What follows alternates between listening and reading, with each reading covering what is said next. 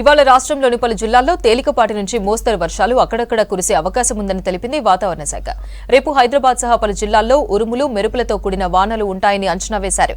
పశ్చిమ మధ్య బంగాళాఖాతంలో ఏర్పడిన ఉపరితల ఆవర్తనం ఈ నెల 24 వరకు వాయుగుండంగా మారే అవకాశం ఉందన్నారు వెదర్ ఆఫీసర్ శ్రావణి.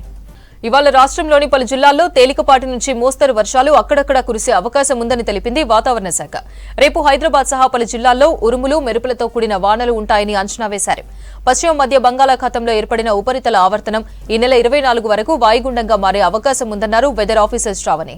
హైదరాబాద్ వాతావరణ కేంద్రం నుంచి మరింత సమాచారం హరిత లైవ్ లో అందిస్తారు. హరిత, వెదర్ అప్డేట్స్ ఏంటి?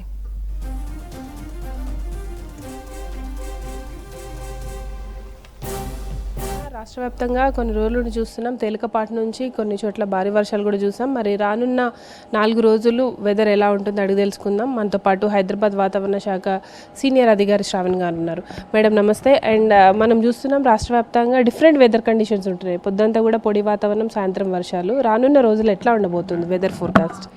మనం ప్రస్తుతానికి చూసుకున్నట్లయితే మనకి ఇంటీరియర్ కర్ణాటక ఉంది, రాయలసీమ వరకు ఒక ఉపరితల ఆవర్తనం ఉండడం, దీంతో పాటుగా మనకి పశ్చిమ మధ్య బంగాళాఖాతంలోని కూడా ఒక ఉపరితల ఆవర్తనంగా ఉండడం జరుగుతుంది.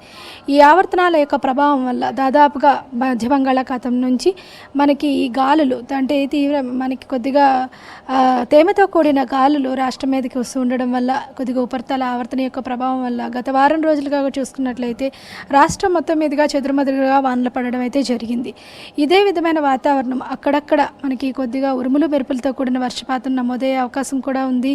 అలాగే ముఖ్యంగా దక్షిణ ఈశాన్య తెలంగాణ జిల్లాలకి వచ్చే 3 రోజులు కూడా కొద్దిగా ఈ వర్షపాత సూచనలు ఇదే విధంగా ఉండే అవకాశం అయితే కనిపిస్తుంది. వచ్చే 3 రోజులు కూడా ఇదే విధంగా కొద్దిగా ఉరుములు మెరుపులతో పాటుగా ఈదురుగాలులతో కూడిన వర్షపాతం కూడా నమోదయ్యే అవకాశం అయితే కనిపిస్తుంది. ఈ ఈదురుగాలుల వర్షాలు అన్నారు కాబట్టి ఏ జిల్లాల మీద దీని ప్రభావం ఉండే అవకాశం ఉంది? ఈరోజు చూసుకున్నట్లయితే కొద్దిగా ఉత్తర జిల్లాలైన జగిత్యాల, పెద్దపల్లి, అదేవిధంగా వరంగల్, అర్బన్, రూరల్ మరియు మహబూబాబాద్, భద్రాద్రి కొత్తగూడెం, ఖమ్మం పరిసర ప్రాంతాల్లోనే ఉండే అవకాశం ఉంది.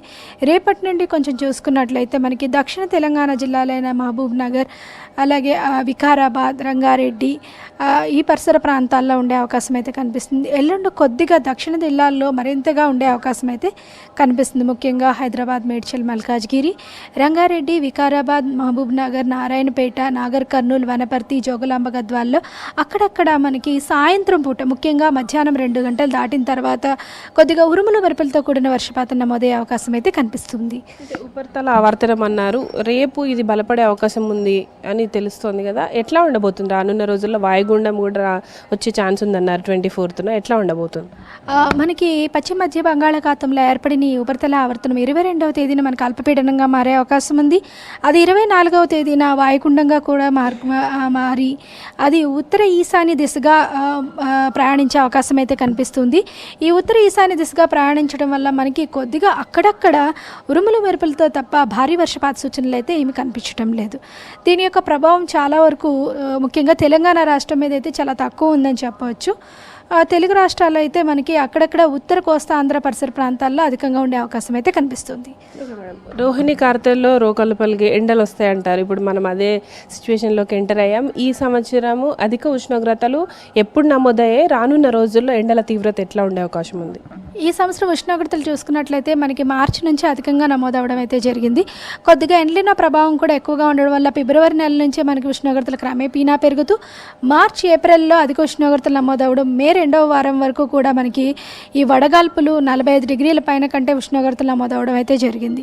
తదుపరి కొద్దిగా మనకి ఈ దక్షిణ దిశ నుంచి గాలులు వీచడం, అలాగే ఉపరితల ఆవర్తనాల వల్ల గత వారం రోజుల నుంచి కొద్దిగా వాతావరణం చల్లబడి సాధారణ ఉష్ణోగ్రతలు సాధారణం కంటే 2 నుంచి 3 డిగ్రీలు తక్కువ ఉష్ణోగ్రతలు నమోదవుతూ వస్తున్నాయి. రాష్ట్రం మొత్తం మీదుగా సగటున 38 నుంచి 40 డిగ్రీల మధ్య ఉష్ణోగ్రతలు నమోదవుతూ వస్తున్నాయి అన్నమాట. అత్యధికంగా మనకి ఆదిలాబాద్ జిల్లాలో 41 డిగ్రీల ఉష్ణోగ్రత నమోదవడం అయితే జరిగింది గత 24 గంటల్లో చూసుకున్నట్లయితే. అలాగే రాత్రిపూట ఉష్ణోగ్రతలు కూడా మనకి సాధారణం కంటే 1 డిగ్రీ తక్కువగానే నమోదవుతూ వస్తూ 26 నుంచి 28 డిగ్రీల మేర ఉష్ణోగ్రత నమోదవుతూ వస్తుందన్నమాట. ఇక గ్రేటర్ హైదరాబాద్ గురించి చూసుకుంటే మనం ఉదయం నుంచి చూస్తున్నాం టెంపరేచర్స్ పెరుగుతున్నాయి, ఉక్కపోతల పరిస్థితులు కనిపిస్తున్నాయి. ముఖ్యంగా హైదరాబాద్లో వర్షాలు ఉన్నట్టేనా రానున్న 2 రోజుల్లో వెదర్ ఎట్లా ఉండబోతుంది?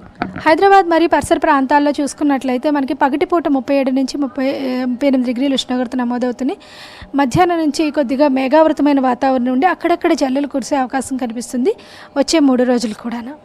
ఇక నైరుతి ఋతుపవనాలు రైతులు ఎంతగానో ఎదురు చూసే వర్షాకాలం అనేది చాలామంది వెయిట్ చేస్తుంటారు, నార్లు పోసుకోవడానికి కావచ్చు.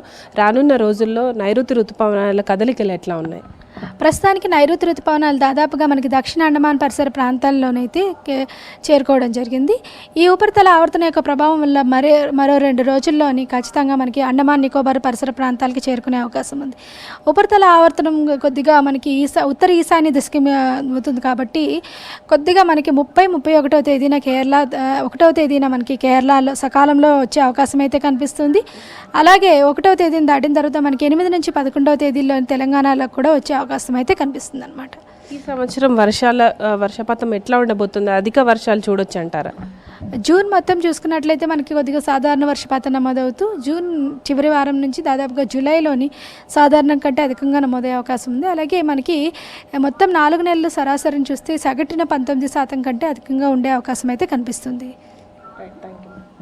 ప్రజెంట్ చూడొచ్చు మనకైతే రానున్న రోజుల్లో రాష్ట్ర వ్యాప్తంగా తేలికపాటి నుంచి మోస్తారు వర్షాలు ఉంటాయని చెప్తున్నారు. ఇక హైదరాబాద్లో అయితే పొడి వాతావరణం, సాయంత్రం పూట చిరుజల్లులు కురిసే ఛాన్స్ ఉందని చెప్తున్నారు. ఇది లేటెస్ట్ వెదర్కి సంబంధించిన ఇన్ఫర్మేషన్. Over to studio.